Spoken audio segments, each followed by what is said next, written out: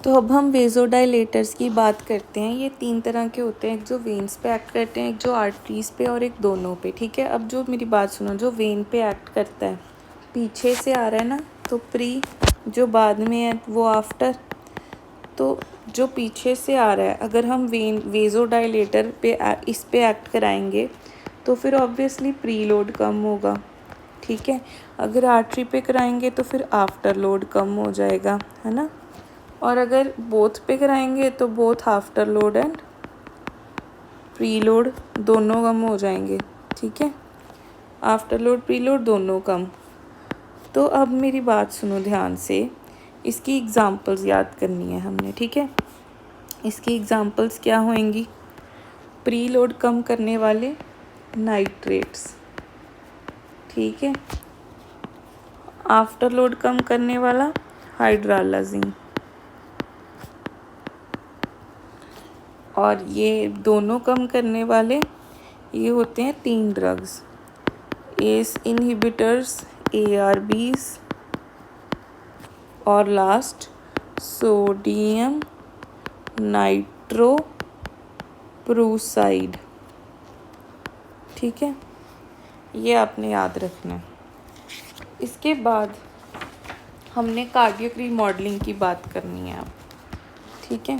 मैं आपको नीचे कराती हूँ, अगर आपको PDF चाहिए हुआ मुझे कमेंट कर देना, मैं आपको ये PDF दे दूँगी। अब आते हैं कार्डियक रीमॉडलिंग पे, ठीक है। इसमें क्या होता है, अब मैं एक फ्लो चार्ट बनाऊंगी जो आपने देखना है ध्यान से, ठीक है। सबसे पहले तो β1 सेल्स होते हैं ऑन JG अपैरेटस, ठीक है, या JG सेल्स कह लो। अब अगर ये स्टिमुलेट होंगे तो ये रेनिन सेक्रीट कराएंगे, ठीक है। ये सेक्रीट नहीं लिखती, वर्ड कंफ्यूज हो जाए, रेनिन सेक्रीट कराएंगे, ठीक है। फिर रेनिन से क्या होएगा, एंजियोटेंसिन सेक्रीट होएगा, ठीक है।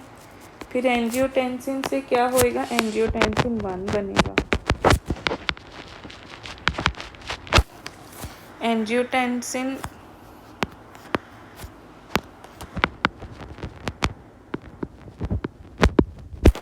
1 को, अब ये इम्पॉर्टेंट स्टेप है, एक एंजाइम होता है एंजियोटेंसिन कन्वर्टिंग एंजाइम, ठीक है, एस बोलते हैं इसको।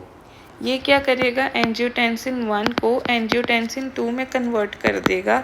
और ये जो एंजियोटेंसिन 2 है ये एक्टिव फॉर्म है, ठीक है। और ये रेनिन याद रखना है हमने, ठीक है। अब साइड बाय साइड क्या होगा, ये जो एस एंजाइम है ये ब्रैडीकाइनिन को इनएक्टिव कर देगा, ठीक है। ब्रैडीकाइनिन भी इनएक्टिवेट हो गया।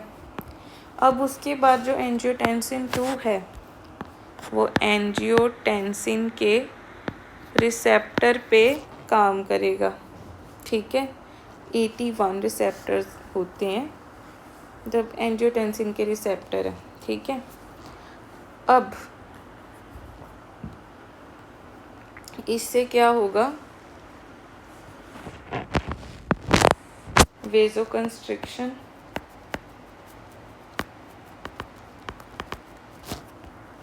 और साथ में एड्रेनलिन और नॉर एड्रेनलिन बढ़ जाएंगे और इससे क्या बनेगा, एल्डोस्टेरॉन।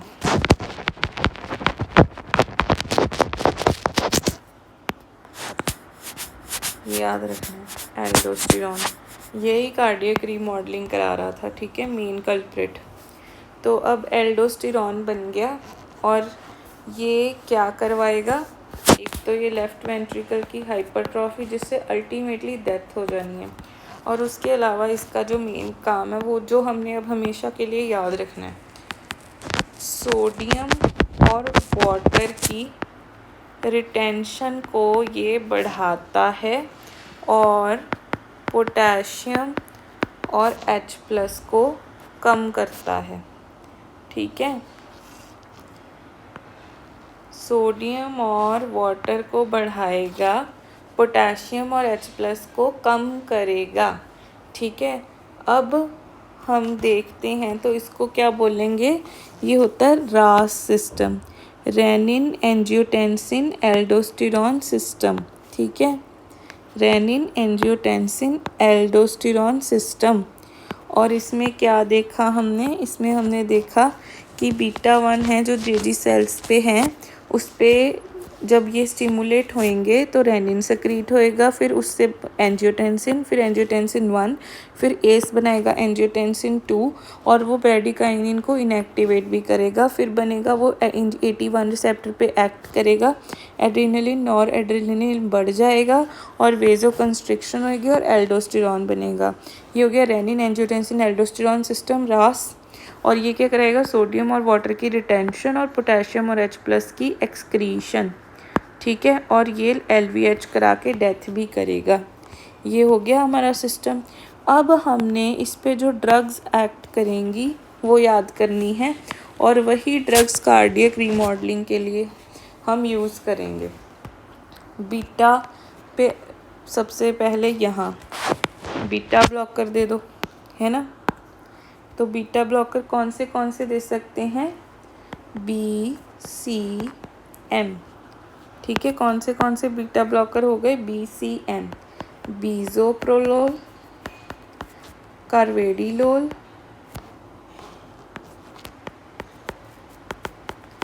और मेटोप्रोलोल, BCM। ये तो आप याद रख लोगे BCM, तो बीजोप्रोलोल, कार्वेडिलोल और मेटोप्रोलोल। ठीक है, उसके बाद हम एस इनहिबिटर दे सकते हैं, है ना। वो यहाँ पे एक्ट करेगा एस इनहिबिटर, जैसे कि कैप्टोप्रिल, लिजिनोप्रिल, इनालाप्रिल, सारे प्रिल्स इसमें आते हैं, प्रिल। ठीक है, एस इनहिबिटर यहाँ पे देंगे। फिर एक होते हैं ARBs, इसको इनहिबिट करने वाले या ब्लॉक करने वाले एल्डोस्टेरॉन रिसेप्टर ब्लॉकर्स, जैसे सार्टन, सारेटेल, सार्टन, लोसार्टन। ठीक है, यहाँ पे आएंगे क्या, सार्टन्स। ठीक है, ये। और फिर एल्डोस्टेरॉन रिसेप्टर सीधा यहाँ मिनरेलोकॉर्टिकॉइड रिसेप्टर एंटागनिस्ट या एल्डोस्टेरॉन रिसेप्टर एंटागनिस्ट, है ना। ये पोटेशियम स्पेयरिंग डायूरेटिक्स भी बोला जाता है, स्पाइरोनोलैक्टोन, क्योंकि अब इसका एक्शन रुकेगा तो पोटेशियम एक्सक्रीट नहीं होगा ना। ठीक है, तो ये हो गए mineralocorticoid receptor antagonist, spironolactone, ARBs, ace inhibitors और बीटा ब्लॉकर्स। 4 ड्रग्स हो गई जो कार्डियक रीमॉडलिंग को कम करेंगी। ठीक है, तो अब नेक्स्ट वीडियो में पढ़ते हैं बाकी।